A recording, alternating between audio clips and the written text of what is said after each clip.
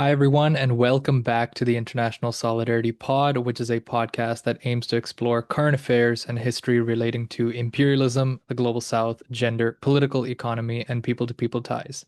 I'm your host, Ashwin. Today's episode is a little different.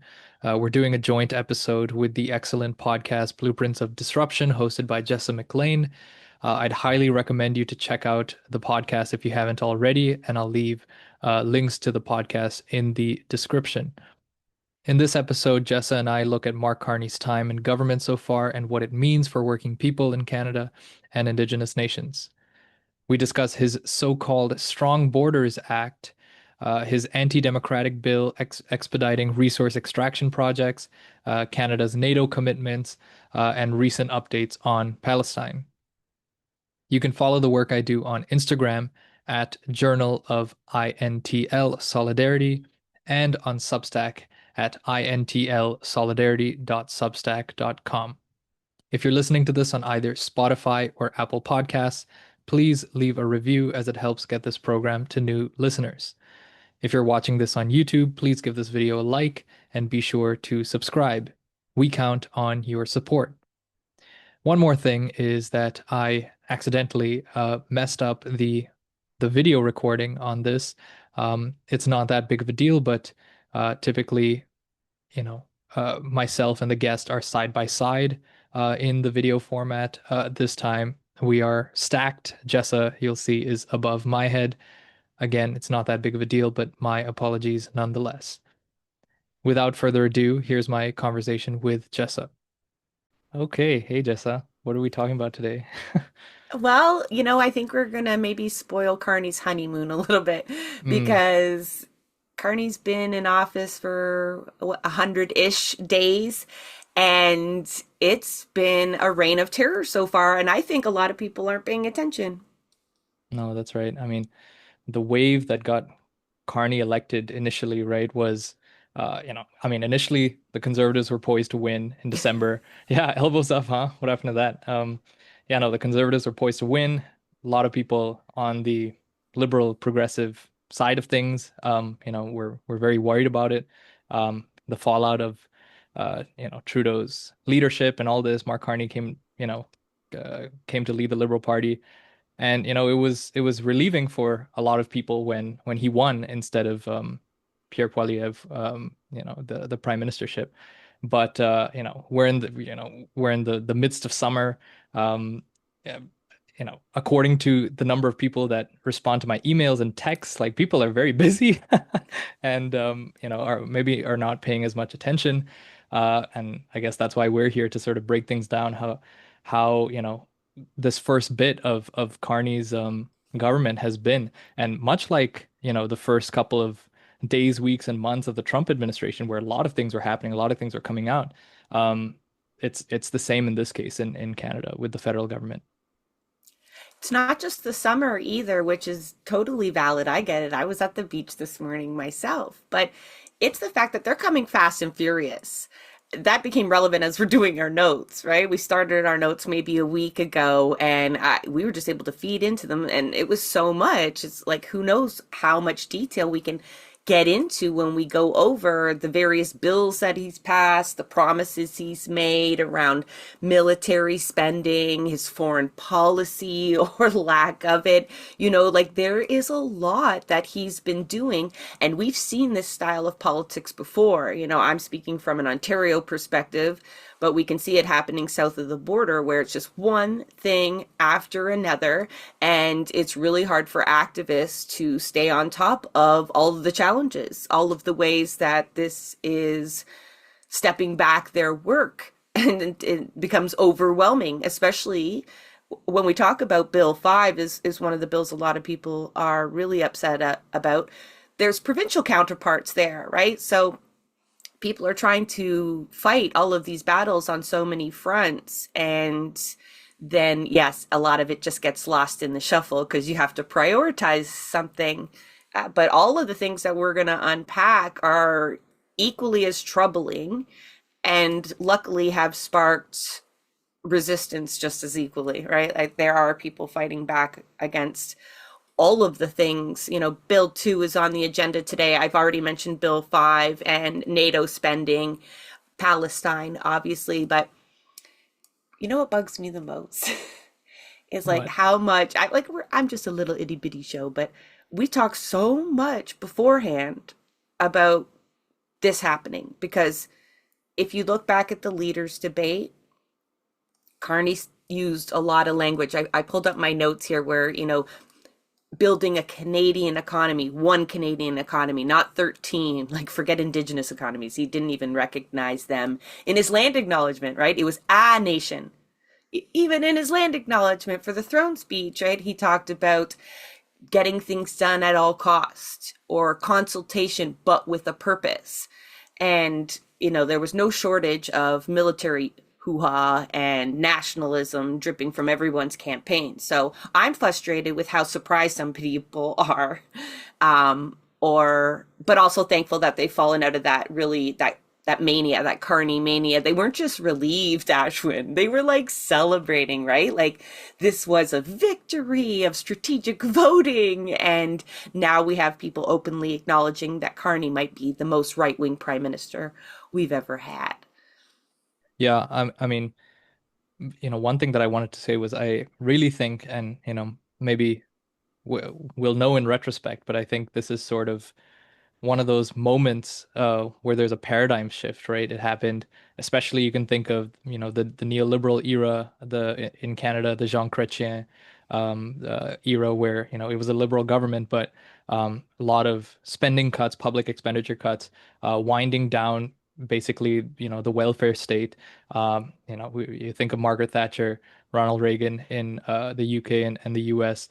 Um, in the Canadian context, you can think even before that, between the Diefenbaker era, into the Pearson era, was sort of a shift from this sort of British Commonwealth, small c conservatism to, trying to build a Canadian national identity, that kind of thing.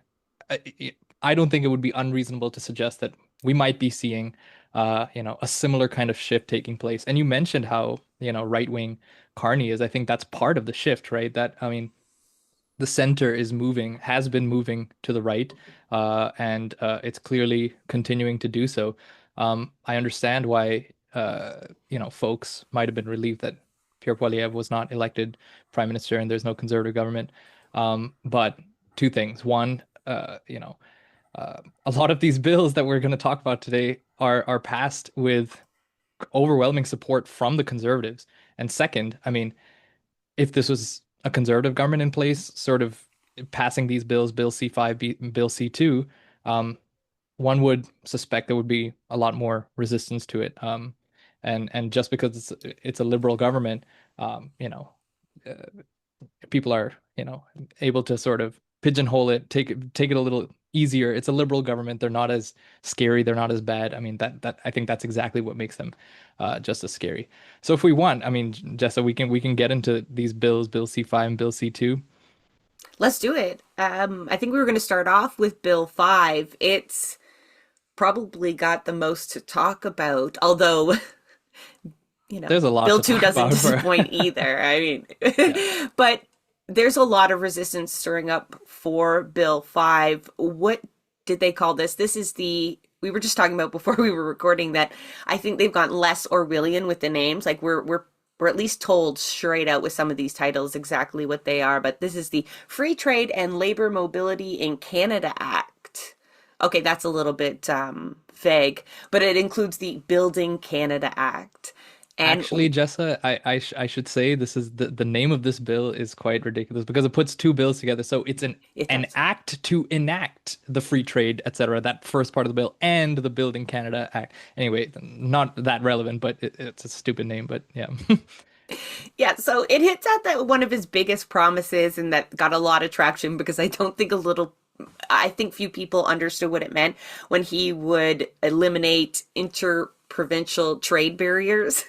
Red tape is another name that has given it to it, but that red tape is obviously more encompassing than provincial trade barriers. This is going to give the government the ability to bypass environmental assessments, to pay very little attention to First Nation consultations. Basically, anything they deem a national interest, red flag, is kind of free and clear. A minister can give it the green light when another project maybe wouldn't have. And they've been really explicit. He's talking about pipelines, ports. They include ports and whatever. I don't think anybody needs to ram through a port, like last minute, but we're talking about pipelines. And again, like he made it clear that this was going to be his priority. And at the same time, you've got provinces enacting very similar acts. In fact, First Nations folks, 9 different First Nations have launched a legal battle against Ontario's Bill 5, and Canada's Bill C5, and they passed almost around the same time. It was very hard to keep up with them. I thought I was mixing them up, and then I realized, no, these are almost 2 identical bills that completely spit in the face of Indigenous sovereignty, amongst other things. No, that's right. So this part of Bill C5 that you're talking about, by sort of centralizing power in the cabinet to bypass environmental regulations and Indigenous self-determination or Indigenous sovereignty. That is part of the second part of the bill, which is about building Canada. It's called the Building Canada Act. Okay, and like you're saying, Jessa, there have been comparable bills across the province. So that's why I'm saying, across the provinces, including Ontario, like you mentioned, BC as well has seems to have a similar kind of bill. I mean, this is sort of like a coordinated effort. Maybe I wanted to contextualize this a bit. Since it's so coordinated, it's worth sort of peering back and sort of investigating where that comes from. It also, thoughts are getting a little scattered here, but it's also very much related to what I was saying earlier about how this is sort of a moment of paradigm shift, right? All these governments are looking to centralize power, erode sort of democratic mechanisms of checks and balances, accountability, environmental assessments, Indigenous sovereignty, and I think the root cause of this paradigm shift really is the paradigm shift coming with the Trump administration, right? The tariff regime that Trump was bringing forward, and this reaction on the part of, I might be going on for a bit here, Jess, I'm sorry, but the reaction on the part of the Canadian federal government, but Canadian governments more broadly, is really a move to do 2 things that, in my understanding, right? To one, protect and bolster Canadian capital, right? Because it's Canadian capital or capital based in Canada that's threatened by these tariffs, right? And 2, to capitulate as well to the U.S., right? I mean, and by capitulating, you also protect Canadian capital. Um, Whereas the working class, right? The working class and indigenous nations, they're not even sort of in the equation. They can, they can get screwed. Um, but really, I mean, we mentioned that this bill has 2 parts, right? This bill C5. The first part is getting rid of interprovincial trade barriers, encouraging greater labor mobility across provinces in Canada. That's the first part. And the second part we talked about quite a bit, overriding environmental regulations and Indigenous sovereignty. I mean, you can see these 2 things coming together in the same bill, basically as, a way to, as an attempt to find new frontiers, by capital to extract profit, right?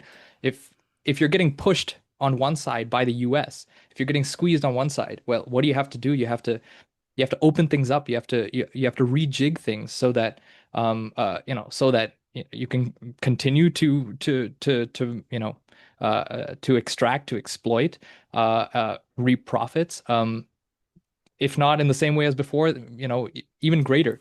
And so the frontiers here are the environment, Indigenous sovereignty, self-determination, right? we can talk about the Arctic as well. Energy projects really seem to be um, at the center here. We'll talk about it a little more. Maybe one last thing I wanted to add on this was that when we talk about, Bill C5 in particular, trying to centralize, power in the cabinet to approve projects deemed in the national interest, they're talking about the cabinet, right? But how, it's really worth zooming in here. That's right, right? It's just one person. I mean, it's really worth zooming in here to see how cabinet has functioned, especially throughout the Trudeau era, even before that, especially through the Trudeau era, and let's see if that changes. But things seem to suggest, right, when cabinet makes a decision, this is really coming from the top down, from the PMO. A lot of power has been centralized in the Prime Minister's office, and it's the Prime Minister, his chief of staff, a couple of other policymakers and staffers, really a room of five-ish, that can essentially deem this in the national interest, and thus deem it in the interest of cabinet, for cabinet to then sort of give the green light here. What happened to democracy, right? I mean, I mean, it's we not talk about like China and Russia being authoritarian states. I mean, what's going on here? well, and it's not like it's nefarious of the liberals either. That's by design. That's how cabinet's been designed in our Canadian parliament. Harper, we were famous on calling Harper a dictator because it was always known that like every single policy that came from that government just came from the PMO's office. And a lot of people don't know that. A lot of people, if you look at it on paper, it does look like it's a team meeting. I know we know backbenchers get no say, but sometimes the same is true of cabinet ministers.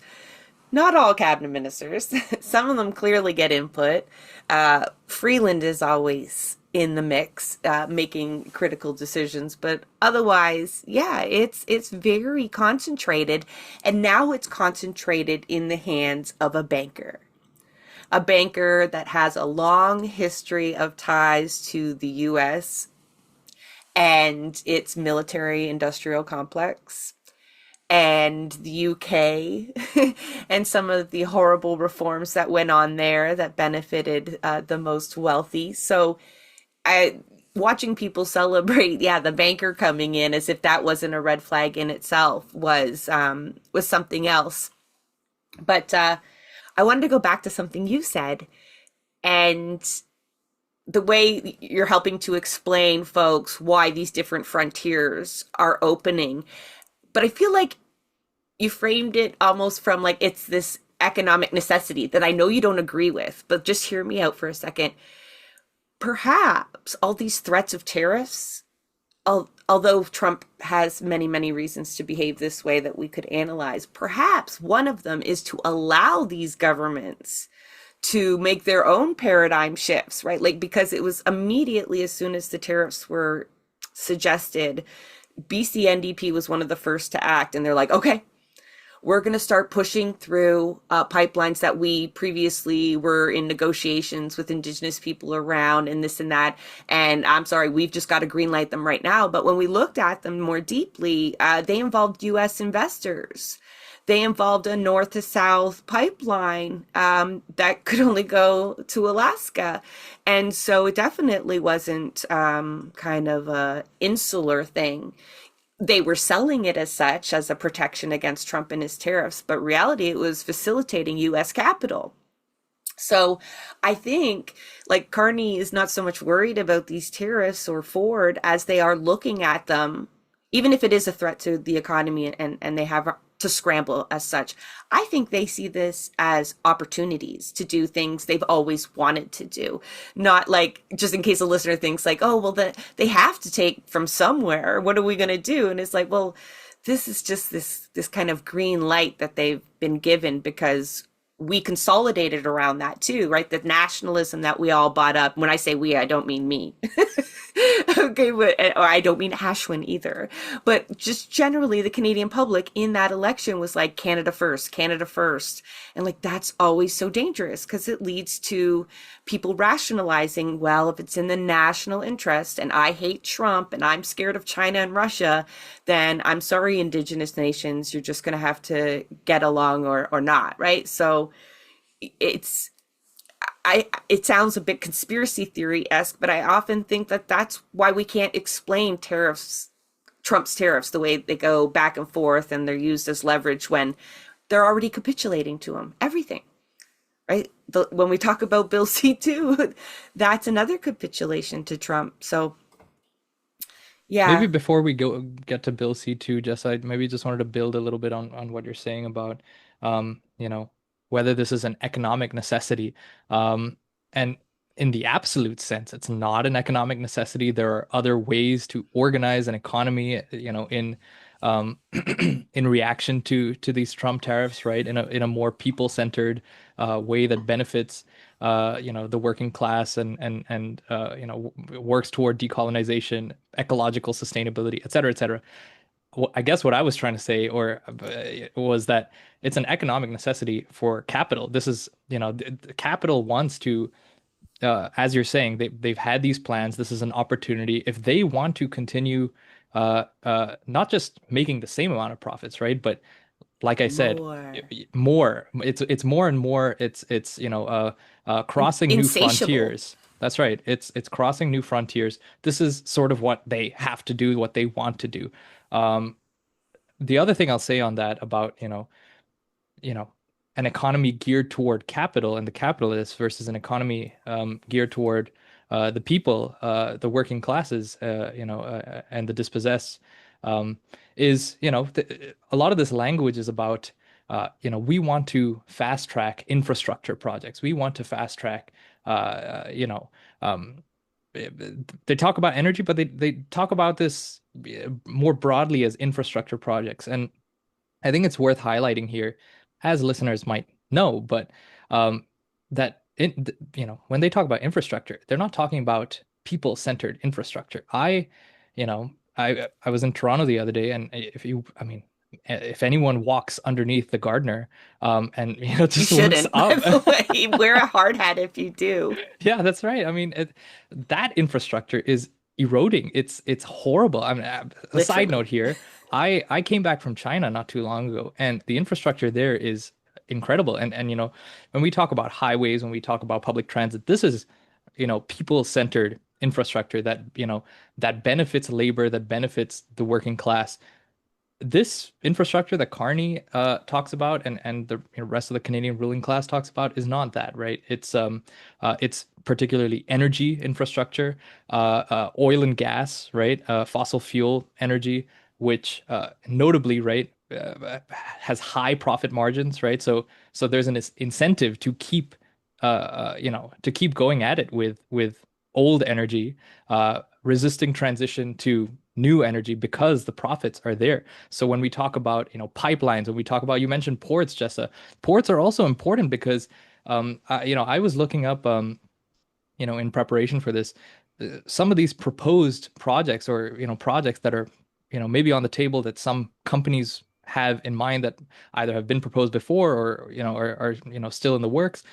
A lot of these ports are, in the north, in the Arctic. Well, at least one in particular is in the Arctic North in Nunavut.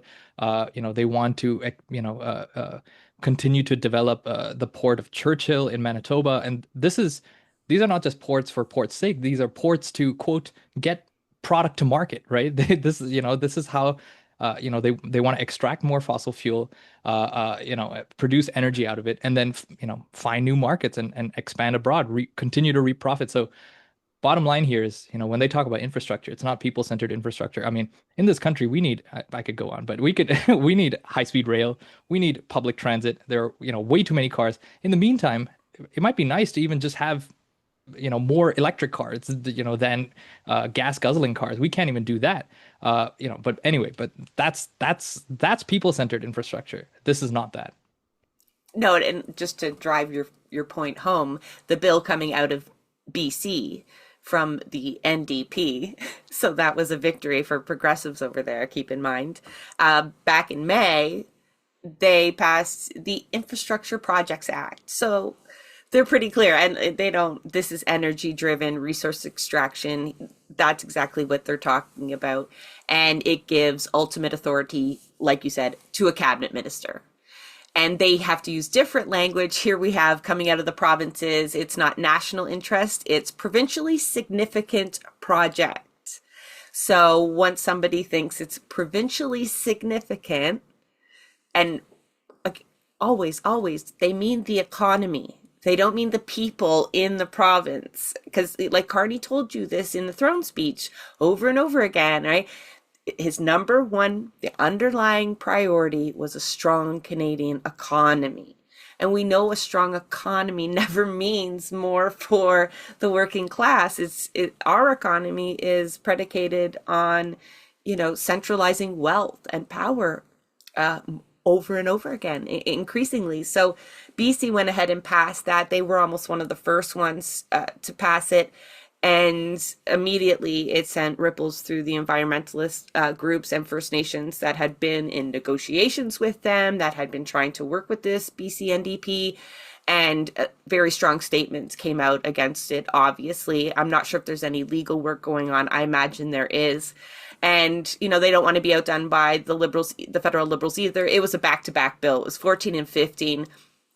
They both do almost the same thing as Bill 5 does. And Ontario, again, yeah, they have their own Bill 5. And it's all about removing barriers to development.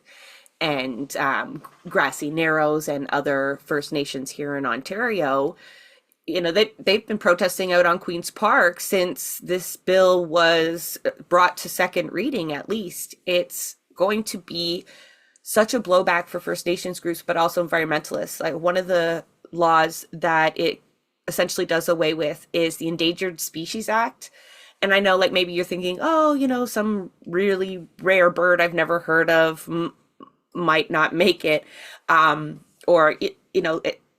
You may not understand the depth of that, what that act does for environmentalists. They're able to protect huge swaths of land by proving it will be a detriment to just one species. So it's proven as quite an effective tool to beat back development where capital is just knocking on the door. And that's just gone and done.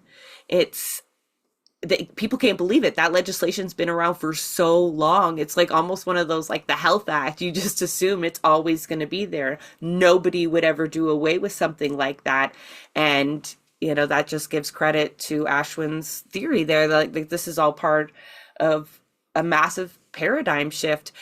Do we have a name for it? You had labels for the other ones, and I was thinking, do I want to know the name for this one? Yeah, let's hope it's the death throes of capitalism. Let's hope. I mean, that would be up to us. Yeah. Yeah, we have to name it first, right? Yeah, no, I was gonna say that would be the death throes of capitalism. That's up to the left to act on and to push. I understand. Yeah. Well, it's not sustainable though either. Not that we can just sit back and wait for it to crash and burn, but this isn't a sustainable way to do it's not. Anything, and they know it. But it's all like live for the now, stockpile your wealth, and those considerations. I mean, our politicians are notoriously bad of thinking long term, very short term vision. But shall we move to Bill 2? Let's do it. Oh, I wanted to add one. Sorry. Before we move on to Bill 2, there's one challenge that I read when I was reading about the First Nations challenging both of those bills and the idea of national interest. And although they're making like constitutional challenges, like this is a threat to like very specific rights, they're also challenging the idea that national interest doesn't include Indigenous self-determination, right? Because it's very an arbitrary thing to say in someone's interest, in the nation's interest. Like, we aren't a homogenous group. What's good for one might not be good for the other. What's good for the economy definitely doesn't mean it's good for me. What's good for settlers might not be good for Indigenous people. So how we define that national interest should include, X, Y, and Z, amongst other things, like the protection of the environment should be in national interest. Is it? Probably not when they're defining these projects, right? So they want to ensure that First Nation self-determination is part of that discussion on what is in the best national interest. And I would argue that they're right? As stewards of the land for so long, but also if you were just talking about political stability, this isn't the way. But I'm not here for political stability. So that's, you piss off more people, we've got more ready with nothing to lose. I get that, but I just thought that was an interesting way to then challenge that national interest or provincially significant. Are you going to say it out loud that that definitely does not include Indigenous rights? Be prepared to say that out loud then, because that's essentially what they're doing. So, Yeah. um, I've got no transition to build to. No, that's okay. Yeah, no, I mean, Bill 2 is another one of these very concerning bills. If a conservative government was passing a bill to someone, I had read in an article that this would be, Stephen Harper's dream to pass a bill like this. I mean, whether that's true or not, Bill 2 is a very concerning bill. It's called the Strong Borders Act, or at least it's colloquially called the Strong Borders Act. Um, very Trumpian language there.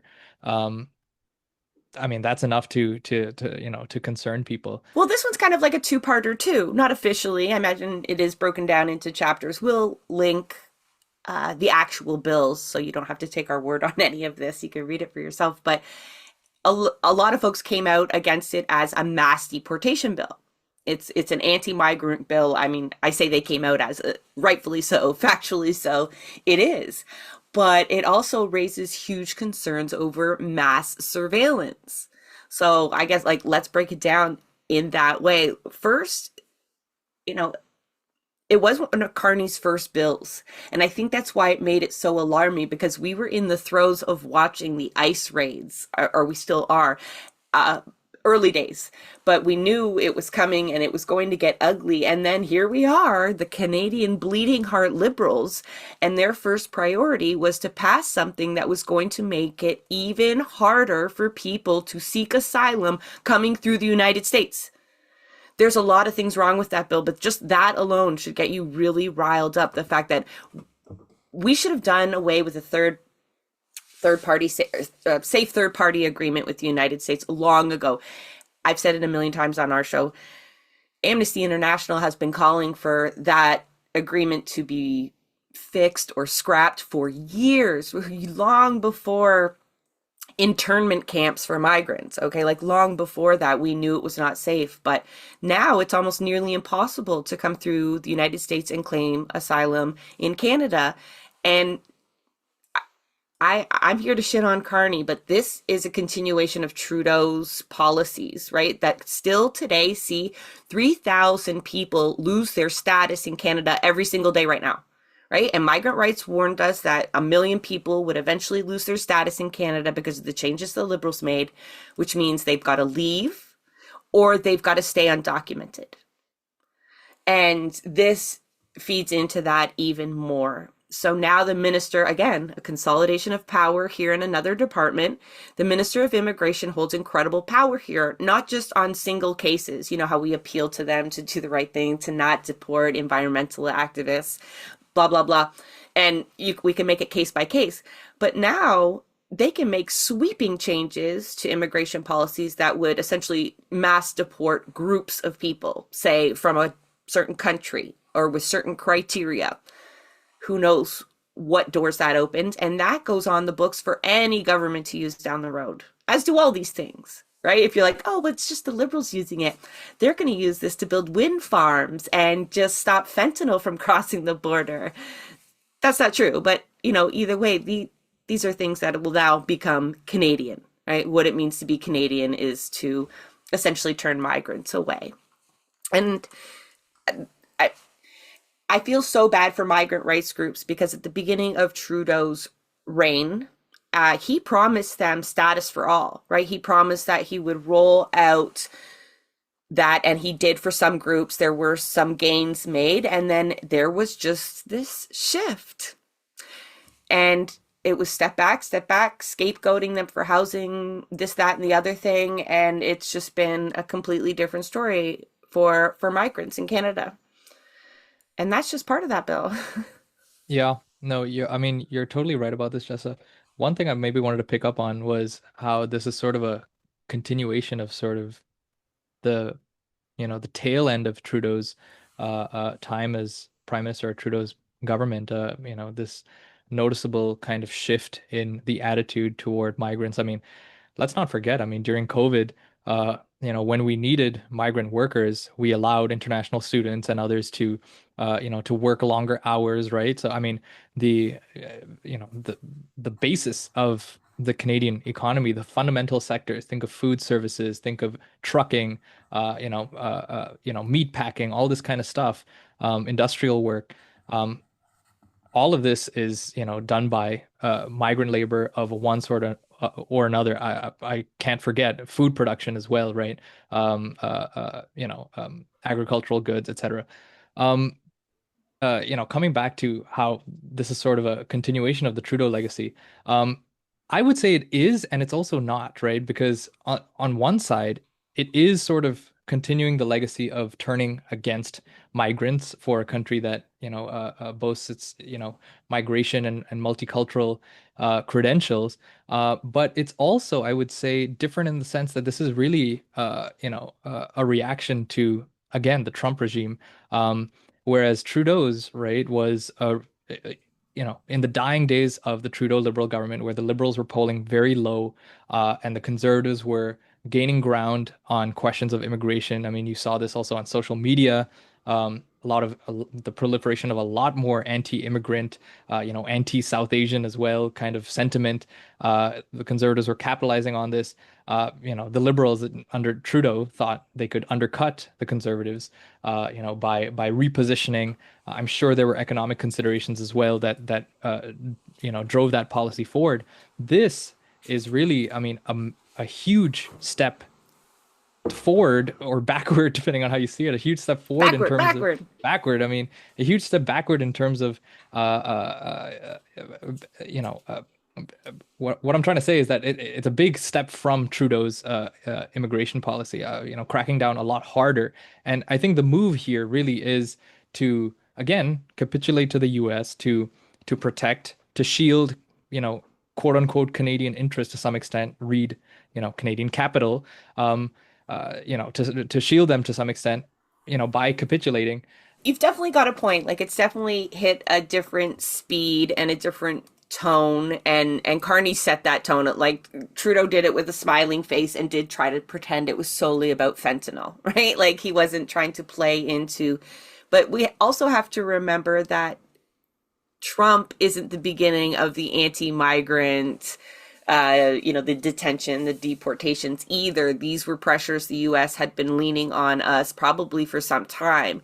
And it's not just led to us spending a lot of money at the border, which Trudeau made sure that we were promised to do. On top of that, we're leasing U.S. Black Hawk helicopters to do it. So we're just like, they are very intertwined. You'll know this when you cross the border, especially at an airport, right? We've got U.S. Customs here at our airports, and the way border services work together, which kind of ties into the rest of this bill, is very tied with U.S., right? Like these agencies work very closely together for years. So Carney pretends like I love this. At the same time, he's trying to pretend that we've got to do everything possible, strip everyone's rights to protect ourselves from the US. But at the same time, when it comes to our border or the military spending, it's just like we're good. It's like there's no threat at all to do this, to have our border services intertwined like that, and to give the US even more power to intrude on Canadian rights, right? Like the second part of this bill is it's surveillance, and it gives enhanced powers to CSIS, to the folks that check the mail when it comes across the border, and To the police telecom as well. companies. Yeah, like it gives U.S. companies the ability to make requests of service providers here in Canada that essentially give them warrantless access to whose databases we're on and who knows what else, right? Because I should even say, Jessa, yeah, at this point in the bill, what the bill seems to be suggesting is it's going to give Canadian law enforcement that power, but at least at this point as it stands, it leaves the door open for data sharing and things like that with the US. So, at least at this point, it seems like that's not in the bill, but it leaves the door open. And that's sort of the point that I was, sorry, Jessica, go ahead. It does leave the door open, but it also includes protection for service providers should they provide more than what they were mandated to do. So it's almost like they've Right. told these service providers, like, you give the cops whatever they ask for. You give too much, we won't ever punish you for that. Because obviously they've been in negotiation with these telecom companies, right? What they're capable of doing and whatnot. So they'll hand over your whole file. Right. And yeah, And but it go on. Yeah. I was going to say, this is the point that I was sort of coming to in terms of, how this is sort of uh, the way that this is different from the Trudeau era is that it is sort of reacting to the Trump regime in a way that it's trying to harmonize, because, borders and immigration and so-called crime is such a big deal to Trump. Uh, in trade negotiations, Jesus, trade negotiations, etc. This is something seen by the Carney government as something to move on, to to come to a better agreement. One of Canada's, I guess, chips, negotiating chips. But the move here is really to integrate, or at least it seems to be to integrate our sort of immigration law enforcement systems, such that you if the U.S. was once talking about annexing Canada, right, and taking over Canadian sovereignty, the provisions for greater surveillance in this bill really sort of moves in that same direction, at least in terms of information sovereignty, right, data sovereignty. It leaves the door open for the U.S. to effectively have some level of sovereignty over Canadian residents' data. So I mean, so much for elbows up, right, and standing up to the US. And securing our sovereignty. That was a word thrown around a whole lot, even when they were giving like land acknowledgments. It was, yeah, he's a complete contradiction, Carney. Although he did spell it out, the narratives he's using to justify all of this flip from one end to the other. There's no consistency, but there's also not a lot of pushback going. Like, that's a thing when you allow a party to get a new leader too, and then everyone tried so hard to get him elected. So there's got to be this kind of grace period that not only do they give new leaders just to see how it all shapes out, like give them the benefit of the doubt, but it's also for their saving face as well. Like, how fast can you then turn around and start complaining about the man you told your neighbors to all go vote for, right? So yeah, there's this deep contradictions that just seem so obvious to everybody who's paying attention. But that's the key word, like, who's paying attention.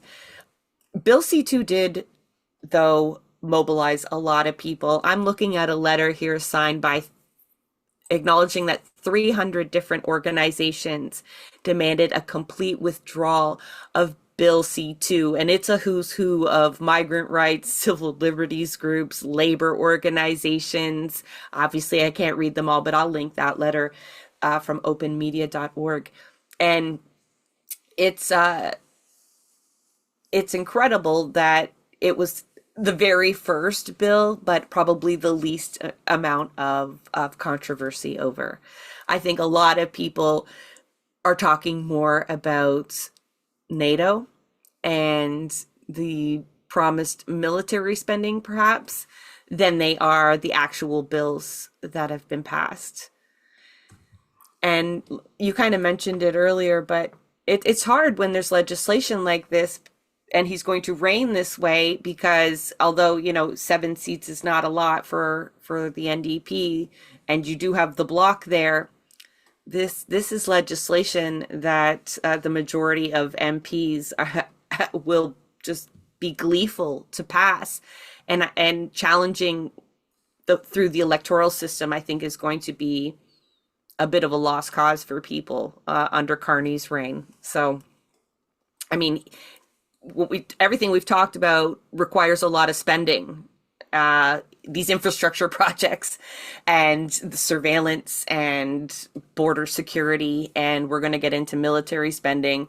all of this is going to lead to massive austerity as well. I like that wasn't in our summary of points to get to, but I think it's an important to note that even, your parliamentary budget officer has come out and said, like, whoa, you're going to have massive cuts to the public sector in order to accomplish this.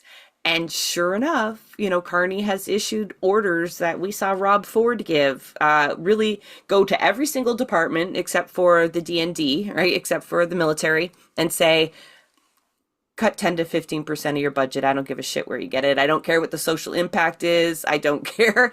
Just you cut that budget because we've got to spend on war, and tax cuts, but a lot on war. I think you safe to go into that one now. Yeah, no, I was gonna say that. I mean, that transitions quite well into, this, commitment made by Canada and all NATO members at the recent NATO summit that happened last month at the end of June, where members, committed to military spending of 5% of GDP annually, by 2035 in Canada's case. So, I mean, That's just to give crazy. it's yeah, it's insane. Just to give some context, right? The target, for the past, you know, I think it's been several decades, is to get to 2% of GDP. All NATO members should be spending 2% of their GDP on so-called defense, military spending is better put.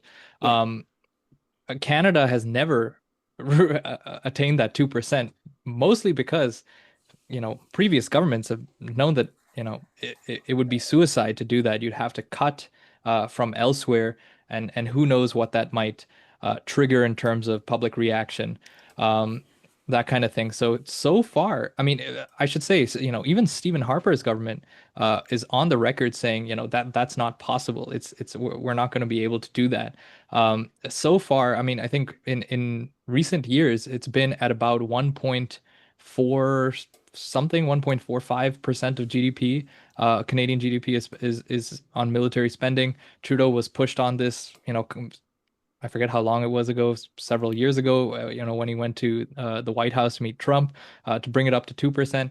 Now they're talking about 5%, and that would come to, $150 billion in military spending per year. That's what that translates to. 5% of GDP is $150 billion in military spending. Just to put that in context, I think, there was so much outcry about, a couple of years ago about, the Trudeau government purchasing the Trans Mountain pipeline. And I believe, if I'm not wrong, I might be getting this wrong, the price of the pipeline at that time was, I'm remembering it was either 4 billion or 7 billion.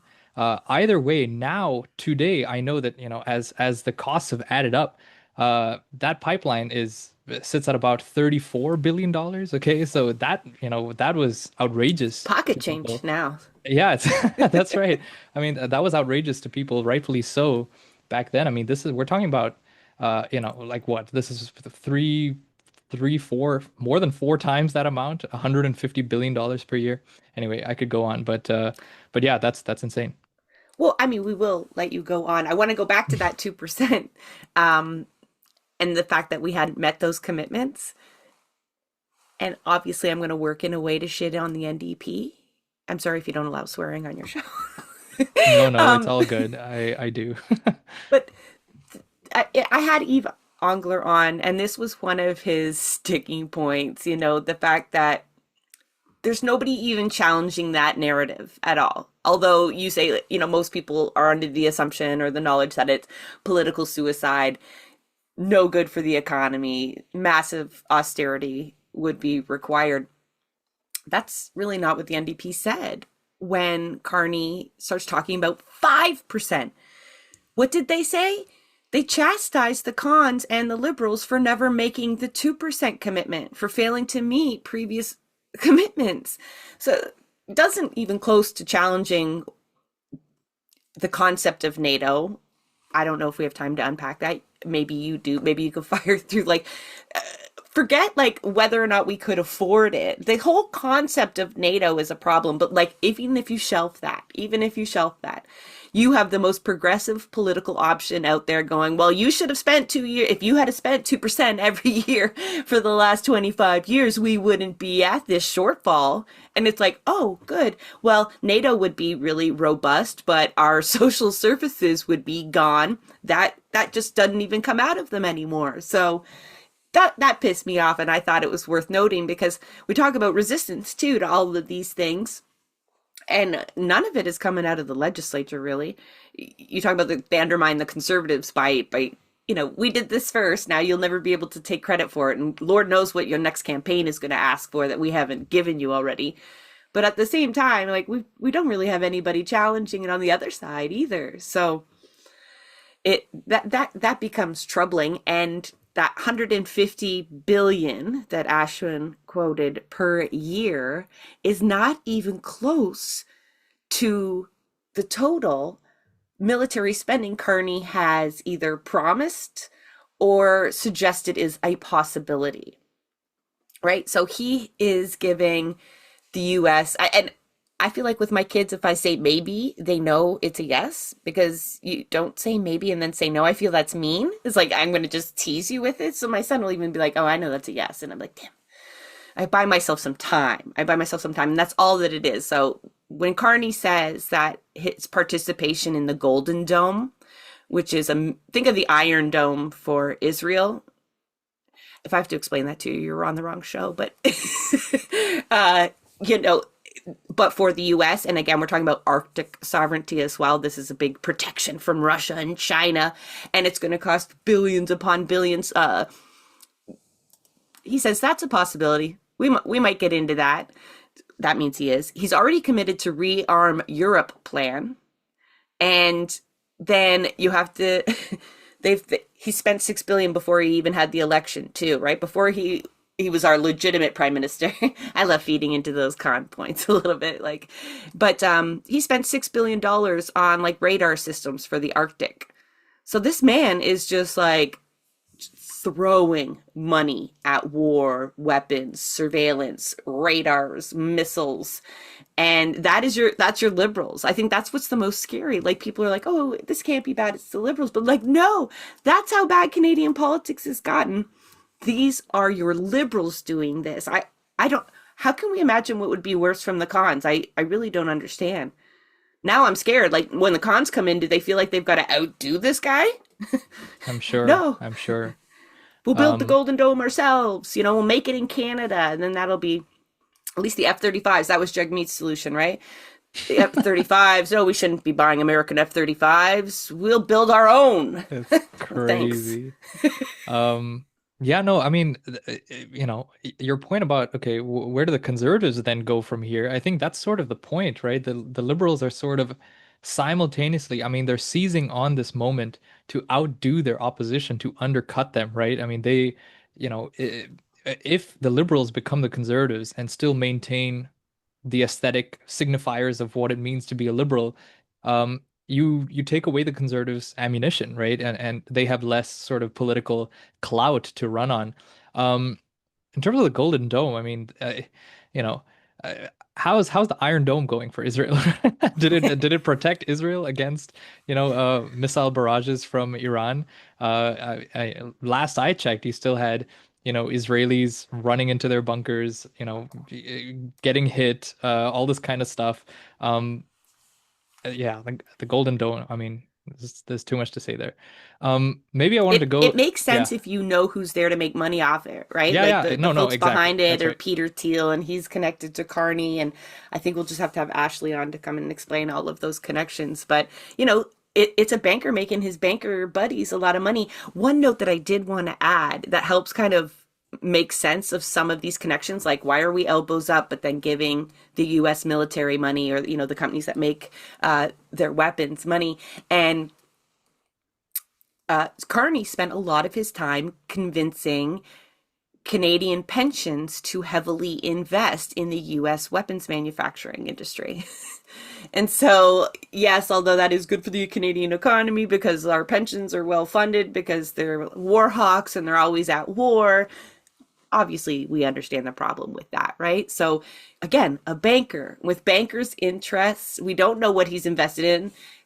Pierre always has me feeding into his lines like that, like, but it's true, right? Like he has fiscal interests that aren't yours, that won't make sense, like, or to your parents, like they're like, why would they do that? Right? Like, why would they do that? That can't be good for us. I'm like, no, but they don't act in your best interest, right? Like, I don't know, most people listening probably realize that, but I know you're talking to people that were like, well, that just doesn't make any sense, like, why would Carney do that? And there's lots of reasons.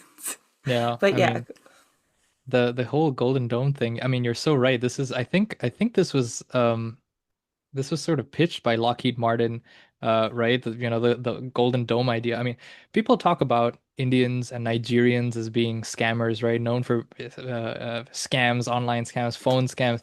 The biggest scam is Western civilization. You have these people just, it's making up things left, right, and center. It doesn't matter if you have the Atlantic Ocean on one side of your protected continental island and the Pacific Ocean on the other side. You need a Golden Dome because we need to make money off of it. Trust me, guys, just trust me. It's crazy.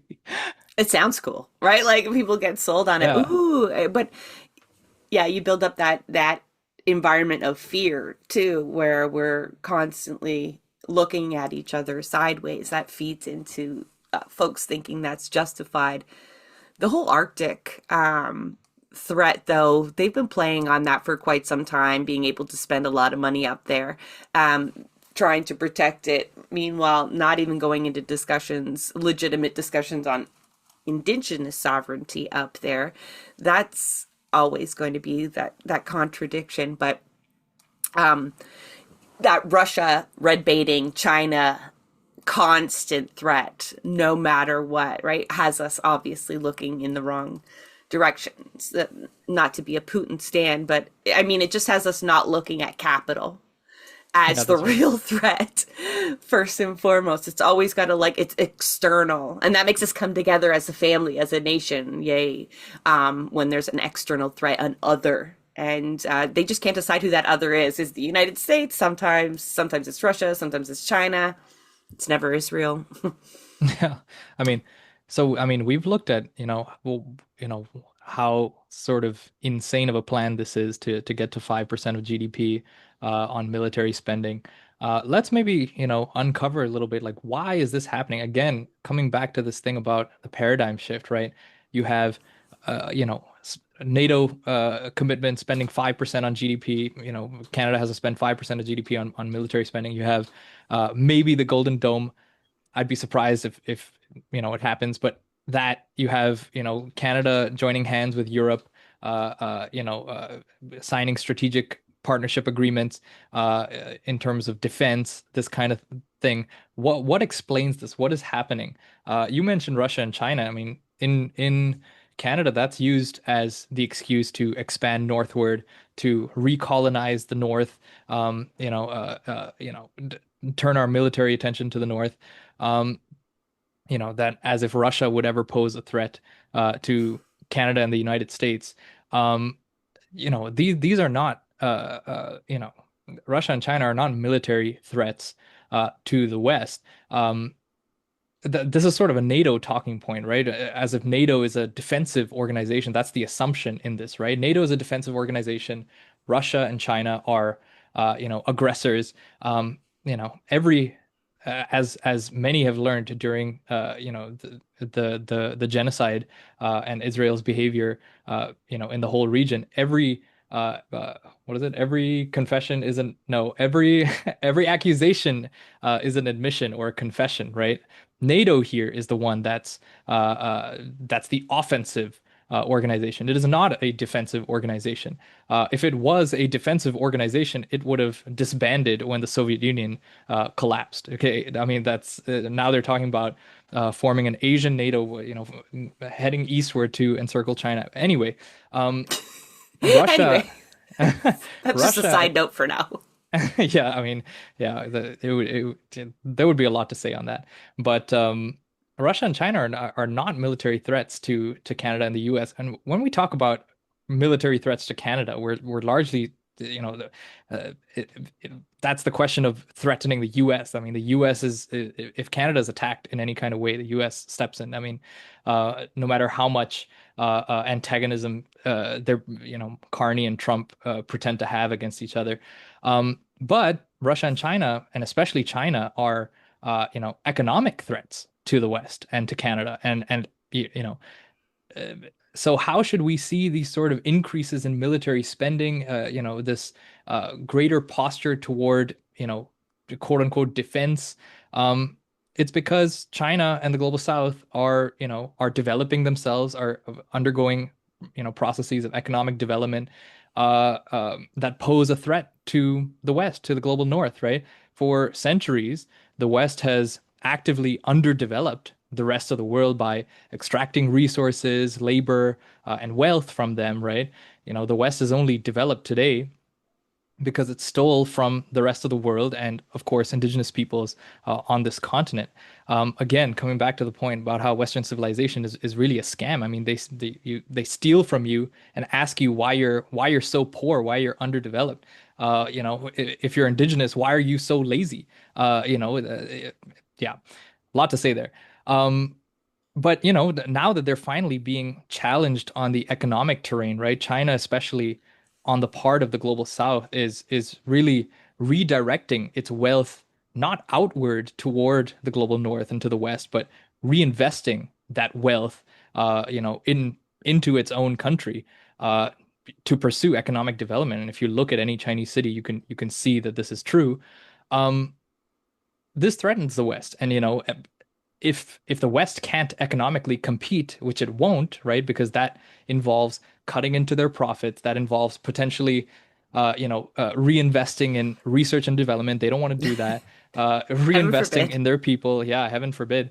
They don't want to do that. What they're good at, what they've been good at, is violence, is military coercion, and it also so happens that the war economy is profitable. So naturally the easiest thing to do is to pour more money into the military, into so-called defense, to be offensive and to act as to act to deter these powers. I think in an article that I was reading, it was exactly those words that Mark Carney had used at the at the NATO summit, to in describing these spending increases, that these increases in spending will act as deterrents against so-called aggressors, Russia and China.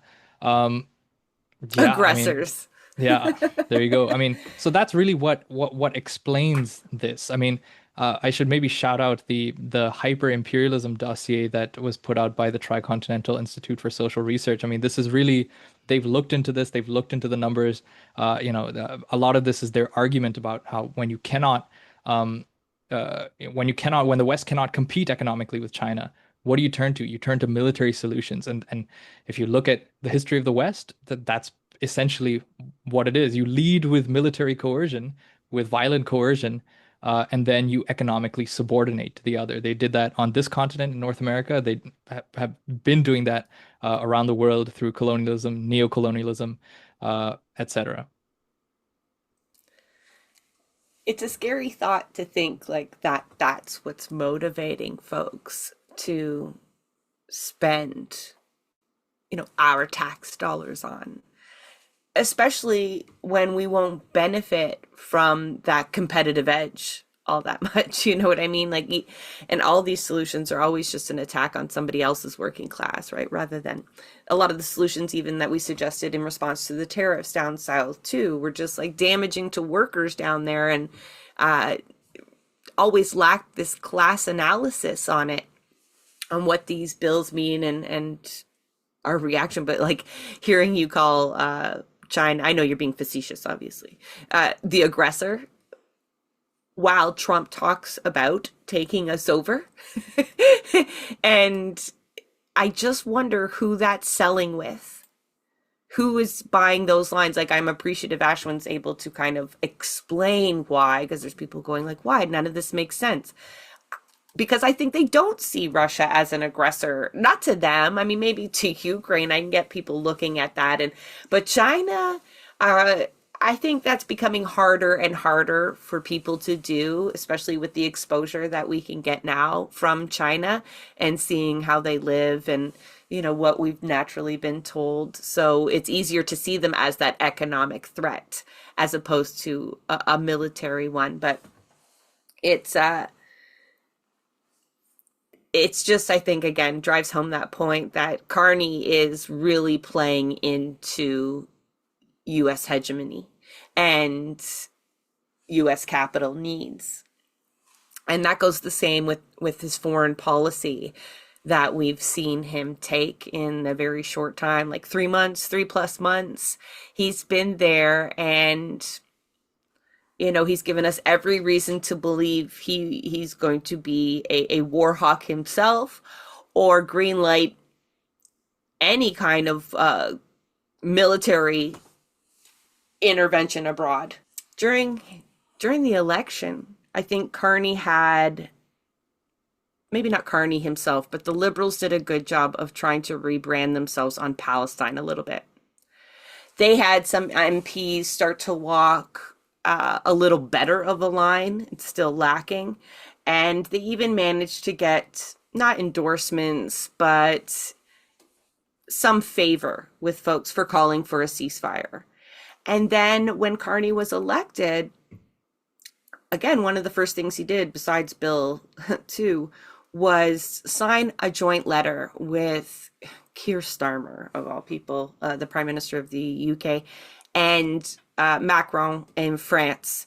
And it was a condemnation of Israel of sorts. I mean, we could always write a better one, right, Ashwin?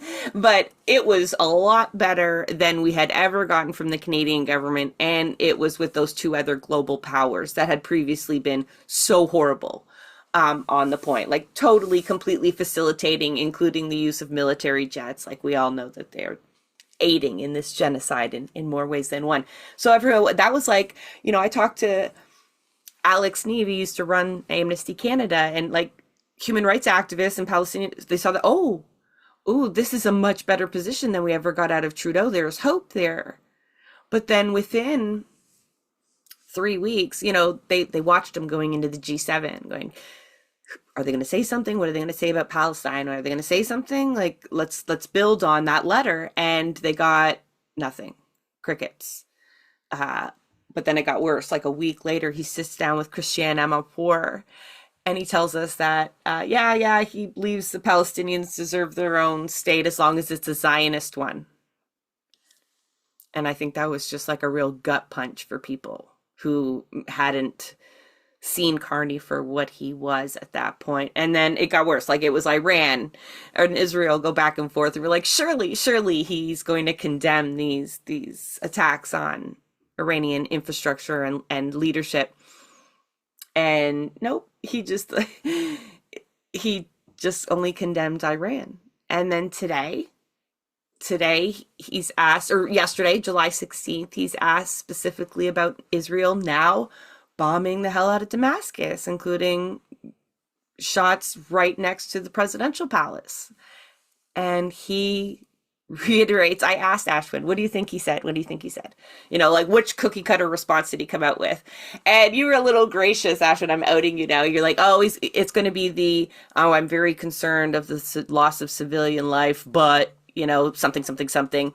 Not even that. It was like full Zionist talking points. Israel has the right to defend itself. That was it. That's what we're getting out of him. So I can't imagine a conservative PM being any worse on foreign policy in this moment. Do you? Like, Well, I could get worse. We have imaginations, but yeah, no. I think things can, in fact, always get worse theoretically. But what I did want to come back to was the whole thing about the Zionist Palestinian state, or Carney calling for a Zionist state of Palestine. I mean, I think this is where it's important for folks to sort of understand the strategy here and sort of the strategic desires of Global Affairs Canada, of the Canadian government, of the PMO, right? When Carney signs a letter with you know, with the British government and the French government, um, and is calling for a ceasefire, these kinds of things. I think it's important to not get disillusioned with the spirit of what those demands are, right? I can see, right, that those are those moves that might be perceived as more quote unquote positive can be totally compatible with this statement of, having a Zionist Palestinian state. I mean, the whole idea of the two-state solution in the first place, the implication was that the Palestinian state had to be a Zionist state that would, quote unquote, live in peace with Israel, et cetera, affirm Israel's right to exist, et cetera. But I mean, really, the move here is they're looking out for the strategic interest of Israel and the strategic interest of the West and the connection between Israel and the West, right? Um, you know, uh, let's have some more aid in so that it doesn't get so bad for Israel, so that public opinion doesn't turn on Israel as much. The Zionist Palestinian state. Let's do that right now. I mean, even I think there was talk in May of both the British and French governments looking to unilaterally recognize a Palestinian state diplomatically, right? And I think Israel, according to reports, behind closed doors really push back against that. But I think the move there on the part of the British and French governments um, is to sort of preempt Israel and say, hey, it's either this or collapse. It's either this or imminent collapse, and you sort of have to save yourself, and you have to save yourself for us as well, right? Like the question of Israel is not a question of just Israel. It's a question of the collective West. So coming back to the bottom line here, when Carney talks about a ceasefire, when he talks about we're concerned about civilians in Gaza, when we need to let more aid in, and on the other side of things, we need to have a Zionist Palestinian state. He's actually talking about the same thing. These things are all needed in the view of the West collectively, so that Israel has Legitimacy. longer to survive. Yeah, legitimacy. Otherwise, I mean, uh, you know, uh, you know, people have been doing some work on this, sort of tracking this. I think of Shir Hever, who's been on the Electronic Intifada, an Israeli political economist, looking at how Israel, both economically and within the military apparatus itself, has been taking hits and it's been attrition for them, so it's in the interest of the West to sort of keep the buoyancy of Israel, if even if it means a Palestinian state, which Israel, especially under the current regime in Israel, would be completely opposed to. um yeah. I read reports this morning that Canada is almost openly working with UN members to thwart the establishment of a Palestinian state. Because they'll tell us one thing and then do another. Because right now, a Palestinian state wouldn't be defined as a Zionist state, right? Like if they got to decide what their state looked like and had self-determination, chances are it would not be a Zionist one. So yeah, that's a crafting that the West will have to do, right?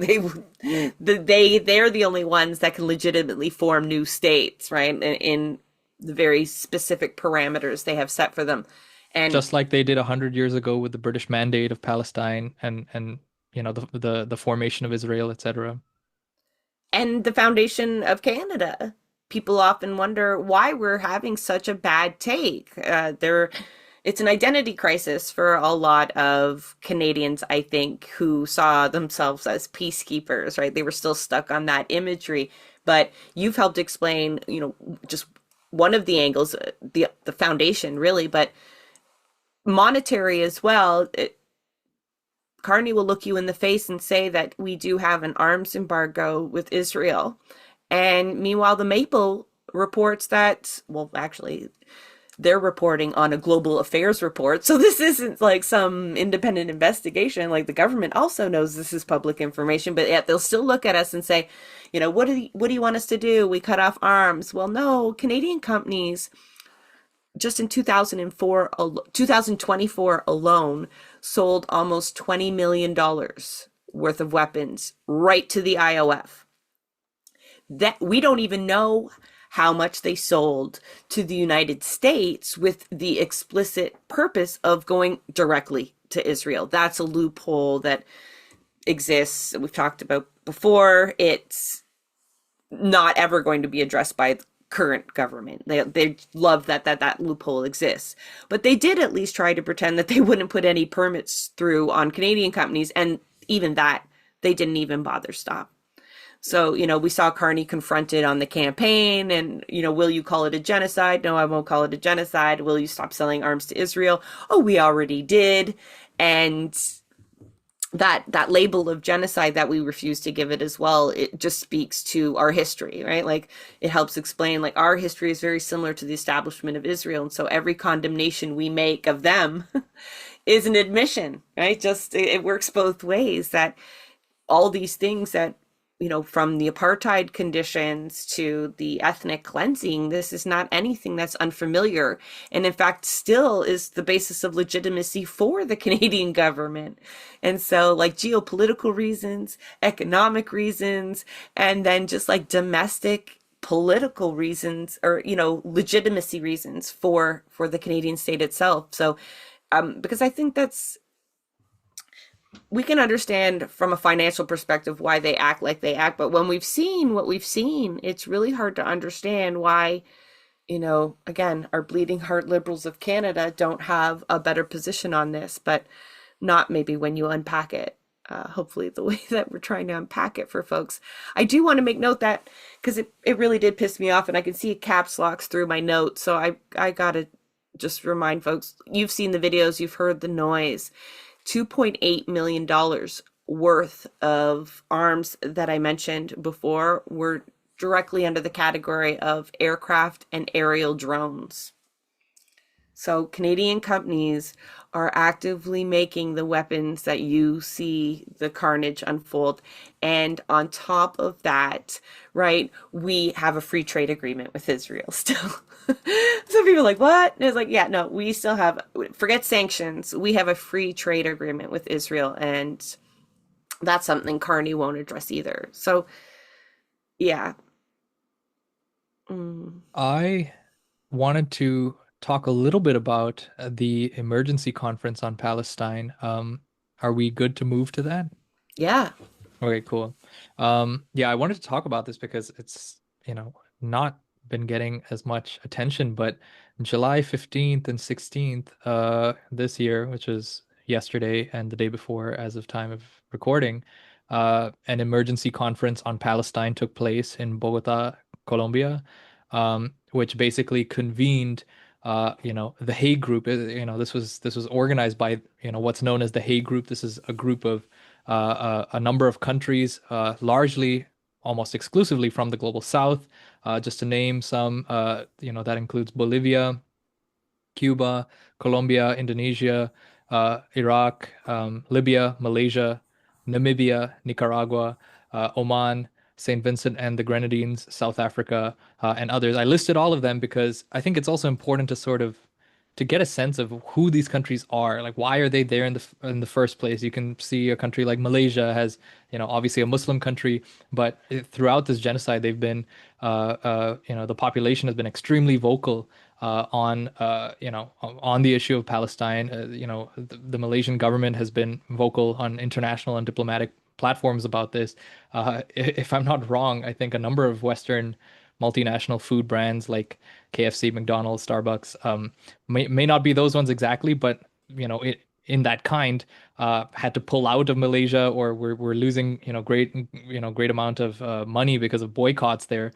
So that's just one example. You can think of Cuba as having their own politics they bring to the question of Palestine. But this was an emergency conference on Palestine to sort of end the impunity that Israel has been having to carry out this genocide in Gaza, but also wreaking havoc across the region, being an aggressor, and to uphold international law. Um, and they've these countries, the Hague Group, they've come out with 6 measures concrete measures that are going to be adopted by each of these countries in their own domestic legal and administrative systems. So, I mean, and I'll go into what these six measures are. I would say, you know, there are several reasons why we should pay attention to this. One, because these six measures are things that those of us on the left here in Canada can, can pay attention to, and globally, can pay attention to echo these demands to our governments, right? Uh, this is happening on a diplomatic level. There are real countries in this real world that have convened this real It is conference. possible. It is possible, and it is the task of the left in that case to echo this, particularly because I've looked at Canadian media, the CBC, CTV, Global, all of these. None of them have reported on this emergency conference. And again, that sort of just speaks to how Western media more broadly has been, to say the least, complicit in this genocide, right? And, has the effect of sort of obscuring uh, measures that are being taken globally, right, to put an end to this and to hold Israel and the U.S., particularly Israel, to account for this. Um, so yeah, I mean, this is a model for us. I'll just go into some of the six measures. I think it's important to read it out. So I will. One, so these have been adopted, and sorry, I should say, by the way, they have extended this call to other countries to join as well. They've given the deadline of 20th September this year. So, around 2 months for other countries to join in and to adopt this program as well. Um, Another reason this is so significant is because, these are global South countries, right? These are small countries. Think of Namibia, right? Again, the politics of Namibia coming to the table. They, I think it was last year, stood up to the Germans saying, how dare you have anything to say about the question of anti-Semitism or genocide when you are the ones that have committed the genocide in Namibia, erstwhile German Southwest Africa, I believe, against the Nama and Herero people, right? Millions of people killed by the Germans in that genocide. So that's the sort of attitude that the Namibian government and the Namibian political class brings to a conference like this. So this is a historic conference of the Global South. Okay, I will now read the six measures after long delay. One, um, to prevent the provision or transfer of arms, munition, military fuel, related military equipment, and dual-use items to Israel. Two, prevent the transit, docking, and servicing of vessels at any port, if applicable, within our territorial jurisdiction. Three, prevent the carriage of arms, munitions, military fuel, related military equipment, and dual-use items to Israel on vessels bearing our flag. Four, commence an urgent review of all public contracts in order to prevent public institutions and public funds, where applicable, from supporting Israel's illegal occupation of the Palestinian territory. Five, comply with our obligations to ensure accountability for the most serious crimes under international law through robust, impartial, and independent investigations and prosecutions at national or international levels. Six, support universal jurisdiction mandates as and where applicable in our legal constitutional frameworks and judiciaries to ensure justice for all victims and the prevention of future crimes in the occupied Palestine territory. So again, this is, I should say, this is ultimately a legal approach, right? An approach to international law that's being taken by diplomats, from states from the global south. This is not, revolution. This is not going to stop the genocide tomorrow. Nonetheless, this will go down in history as, a step taken in favor of humanity at the global international law level when, many have, abdicated their responsibility. There are also questions of power, right? How is the global South going to stand up to this, these imperialists, And right? how will they be Conducting a genocide. punished? That's right. Yeah, exactly. That's right. And so even more, historic that these global South countries are coming together at a diplomatic level to bring this forward. I just want to make note, you can go back and look at the show notes and see, we'll link this letter and these measures so you can reread them, or you can rewind and listen again. But, measures 1 through 3 all talk about basically preventing arms and goods going to Israel. And although absolutely at a government level, this is their responsibility, but it can be done without their help. Labor could do 1 through 3 all by themselves. All by themselves. You wouldn't even need one non-unionized person if you could just, and port workers are notorious. It's not that unions aren't. Oakland is a great example. They have been able to prevent or delay ships there through action. And in Spain, port workers have refused to load cargo going to Israel without the government having to pass anything. So, when we're talking about our approaches and the responsibilities of the Canadian left, yes, we can go to Carney and ask him to do the right thing, but I think we've given you ample evidence that he's not going to, right? So, like, some of these can be accomplished through direct action and labor organizing. Another note, number 5, talks about complying with our obligations of international law, even like on a domestic level. And people are taking steps to, again, make that happen kind of without the government's help. The Maple has published a website that documents anybody living in Canada that has essentially bragged about going over and being a part of the genocide, being part of the IOF. Ideally, this database will be used down the road to persecute these folks. We do have it under our laws, the ability to do that. I'm not for the law and order approach. However, people are taking steps to kind of do this on their own because they've lost hope in the Canadian government doing some of these. And then some of them, you absolutely need the state's help, or where it falls completely under their jurisdiction.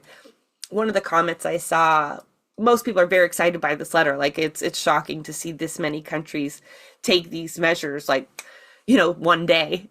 We wish they had done it months ago. There's always something like that could be better, but one of the comments that I thought was somewhat justified, especially when we talk about the billions of dollars that Canada will be spending on military. It would have nice to see a commitment to physically stopping the genocide. Because we talk about, like, let's say NATO is a defensive group. It's not, right? But if they are, why aren't they doing anything? Right? We know why. We've unpacked it, why it's not like actually a puzzle. But the idea that collectively across the globe, we spend an unfathomable amount of money on weapons, preparing soldiers for this, that, and the other thing, and even doing military interventions when our economy can benefit from it. Right? We have no problem sending soldiers somewhere else and even defying international law and orders, right? But even in these circumstances, all of this money that will be taken from like the social safety net, not one of it will be put to protecting the people of Gaza or actually upholding international law. I think so. That is the biggest proof you need to, like, will NATO do good things with that money? No, they will not. They could have, and they never did. They've had ample opportunity, these states included. I mean, I see Libya on there. I don't think they have a functioning government at the moment. People might wonder why Yemen's not on there, because Yemen's government doesn't actually support Palestine. It's the Houthi rebels that do. But some of these nations have other resources other than the more passive kind of actions that they are proposing, right? Like, it's like, we will not help them anymore, right? We'll make sure weapons don't get there. We'll make sure any criminals that do it, only the last one talks about preventing, but it's kind of reliant on universal, like, international law and the global community doing it first. And that's just not happening. So I'm not a tanky, I don't know, people might call me that, or an excellent, but at some point you have to wonder, like, why do you spend all that money then if it's not to stop a genocide? Right? The whole premise of the UN was predicated and created on the fact that never again, right? Never let a genocide happen again. So I don't understand how Canadians could greenlight this kind of spending, knowing when we had a chance to do the right thing, we didn't. So, but yeah, we kind of got sidetracked. It's not all about Carney, right? Like, although we can demonize, and that's the danger of leadership cults too, right? Like, this episode will be labeled Carney. We might even use his imagery on the cover art. Who knows, right? But the idea that it's just like him and his mission, or Trump and his mission, that's not very helpful. I use that language sometimes because it helps tell the story, but yeah. The Some representatives. Yeah. the representatives, people kind of look at you funny when you say capital with a capital C, right? They're like, Yeah. "Oh, you're one of those." Those commies, they think everything's, all business is bad, and Yeah. but that is the reality, right? Like, these are the plans that predated both of those folks. But Carney at least is going to face our ire. He is the representative of all of this. So I don't discourage people from trying to hold them accountable, and stopping Carney in his tracks if you could. However, I think maybe using your energy towards enacting some of these measures, whether you're talking about Palestine or you're talking about indigenous sovereignty, I think you're going to have to think a little bit out of the box to make sure that pipelines don't go through land that it's not supposed to go through. I don't think a petition's going to cut it. On that note, Jessa, I was thinking if we're thinking of closing out, I have a question for you. Uh-oh. Um, no, I just want to ask you, what do you think is sort of the through line then, between all of these things that we've discussed today? We discussed Bill C5, Bill C2, just, to recap, that's, on, plowing through energy infrastructure projects, cracking down at the border, enhancing, surveillance, spending on military, right? Continuing to support the Israeli regime. What's the through line here? And then, what are the tasks then? What does our discussion today reveal about the tasks of the left in Canada? At this juncture where I argue there's a paradigm shift. Like, what are the tasks? What are our tasks? I think, like, part of that paradigm shift that you talked about, and we haven't used the word yet, is fascism. I think capitalism, like, as I said, is not sustainable, and it's going through stages. And we joked, but it is essentially the death throes of capitalism, where they have been forced to take all of their masks off. Uh, but unfortunately, that's also freed them up to do some really shocking moves, right? That I think they wouldn't have gotten away with, say, 8 years ago. And it's a time to, secure the state's uh, its monopoly on the use of violence. That military spending, that border spending, that RCMP spending, it's not just for external purposes either. Although we didn't talk about it, Carney was really eager to enact a federal bubble law, right? And so I think the powers that be understand that there is discontent growing amongst the masses, and they're going to have to take steps to be a more strong-armed version of capitalism. And that will, of course, require mounting a defense against the people. So they're doing it legally, right? That's the consolidation of power, allows for that to happen a lot faster, and without recourse or oversight. And so it's also normalizing that, like, normalize it against migrants, normalize it at the border where we're all afraid, normalize it in foreign policy where we don't really understand. And again, there's really bad actors out there that they can kind of justify it with, but all of that will then be also applied to us when we can't take that austerity that's coming, that hyper capitalism that's coming. The Fraser Institute we kind of left that in our notes, but one of their concerns about Bill 5 was that it does consolidate power in the cabinet, but how do we know they will take capital's interests? How do we know we should be center? Like, they're saying it out loud and clear that, fine, you can consolidate power, but it should be with us. And Carney believes that to be true. We know from the folks he hangs around with just what he shared with us, that he absolutely believes in scapegoating as a means to secure power, and all the other things that go along with eventual fascism, right?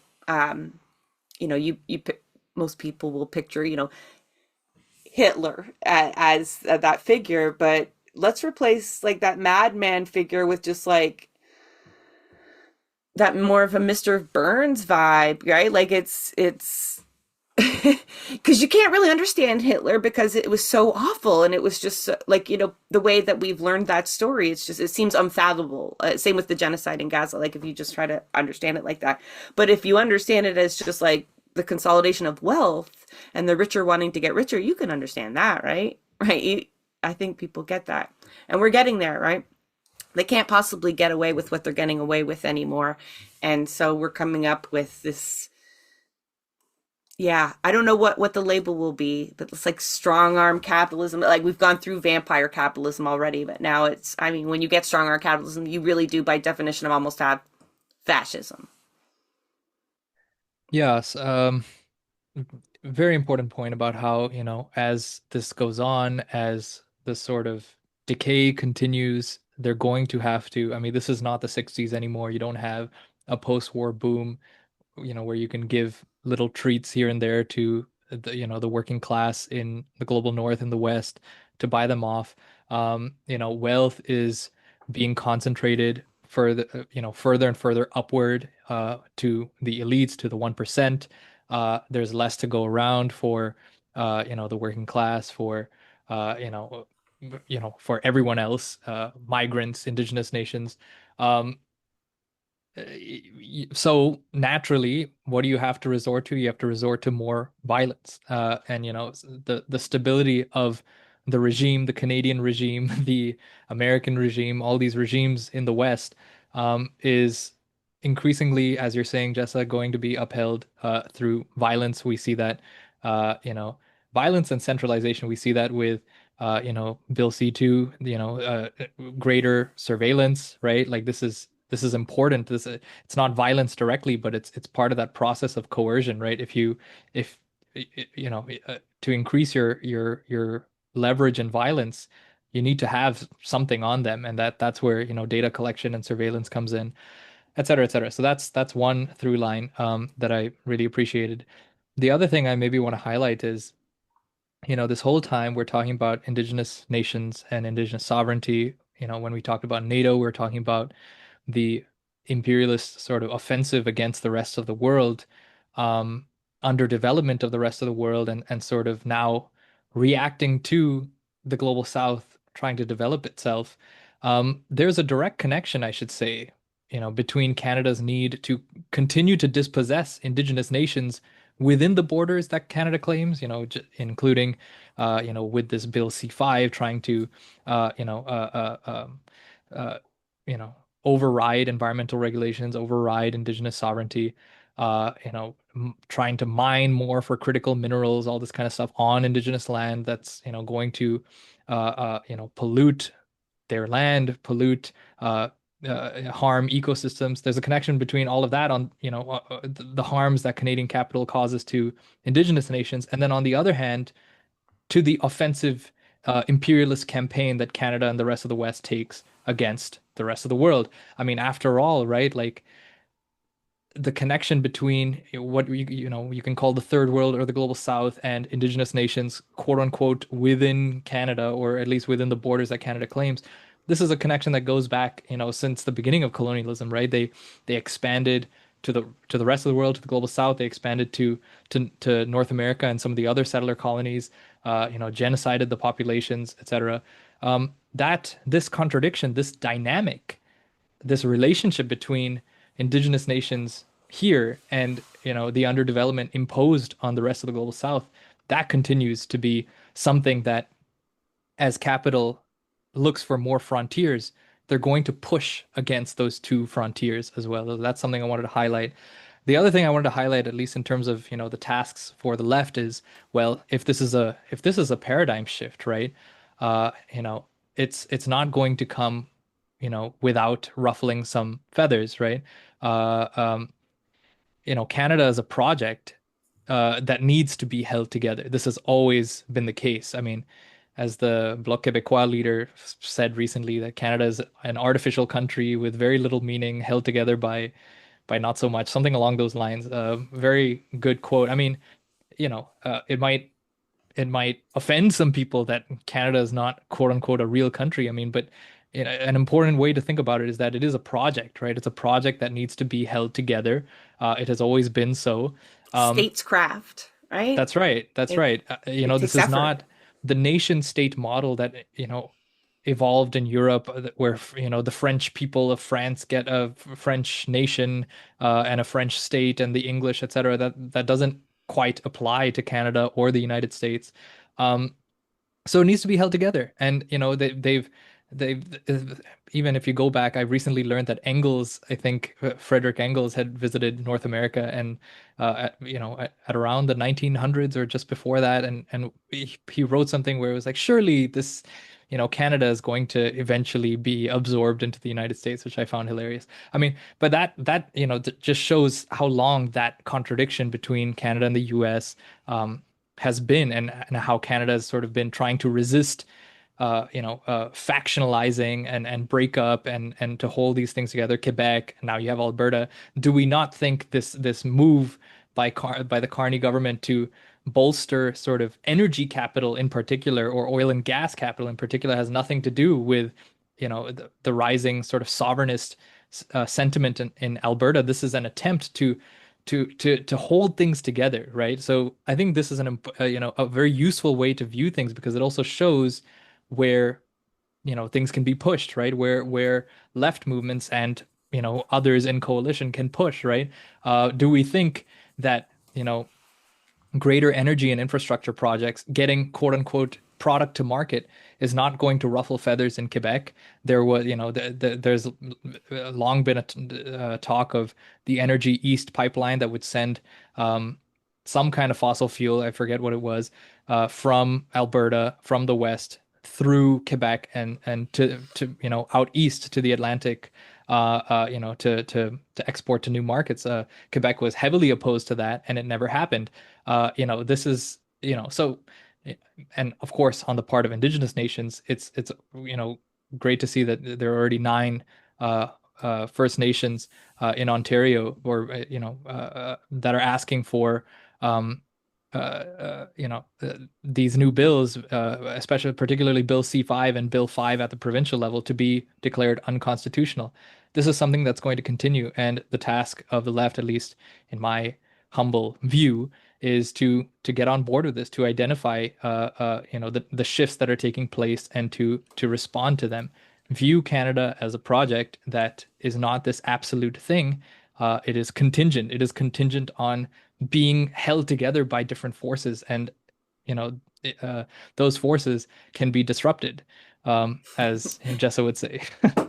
Well, because some people listening might think, pragmatically speaking, holding the country together is a good thing, right? Like, I feel like that's another episode altogether on why that shouldn't, why statescraft is a bad thing, why nation building, for the most part, is detrimental to the working class. But some people don't see it that way, right? Still, right? Like that is important to the economy, for our sovereignty. If we all start infighting, we'll lose ourselves to the United States. But when you look at it, absolutely, it's going to ruffle feathers. I think it's a cost balance sheet for them, right?